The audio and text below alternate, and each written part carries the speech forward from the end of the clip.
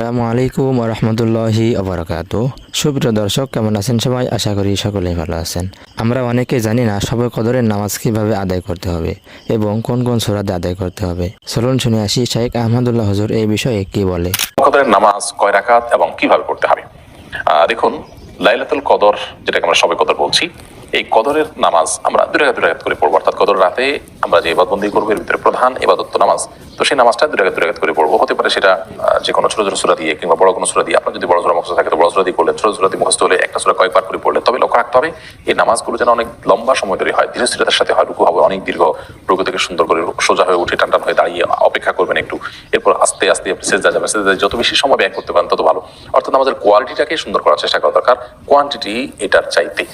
আমরা অনেকে এই জাতীয় সময়গুলোতে লাইলাতুল কদরে বা এই জাতীয় শবে বরাতে দেখা যায় যে আমরা হিউজ পরিমাণ নামাজ পড়ি, অথচ হুলস্থুল করে তাড়াহুড়ো করে দিই। এটার কোনো গুরুত্ব নেই, বরং গুরুত্ব হলো সুন্দরভাবে সালাত আদায় করা। সো লাইলাতুল কদরের নামাজের নিয়ম হলো দুই রাকাত করে পড়বেন। সালাতুল লাইলি ওয়ান নাহারি মাসনা মাসনা, নবী সাল্লাল্লাহু আলাইহি ওয়াসাল্লাম এবং দিনের নামাজ দুই রাকাত করে পড়বেন।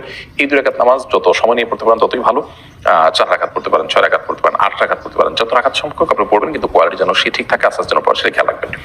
এই হলো লাইলাতুল কদরের নামাজের নিয়ম। এখানে বিশেষ কোনো সূরা ঠিক করা নেই যে প্রথম রাকাতে অমুক সূরা অথবা দ্বিতীয় সূরাতে অমুক সূরা অথবা যে কোনো সূরা আপনি সূরা ফাতিহার পর মিলাতে পারবেন। অন্য 10টা নামাজের মতোই এখানে সবকিছু ওপেন।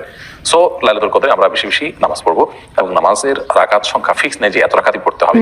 আপনার যতটুকু তৌফিকুল আসবে ততটুকু পড়বেন। তবে দুই রাকাত করে যে পড়বো আমরা, সেখানে বিশেষ কোনো পদ্ধতি সূরা ইত্যাদি ফিক্সড নেই, সাধারণ নিয়ম আমরা পড়বো ইনশাআল্লাহ তাআলা। অতএব শবে কদরের নামাজের নিয়মটা আমরা জানলাম এবং কত রাকাত পড়বো।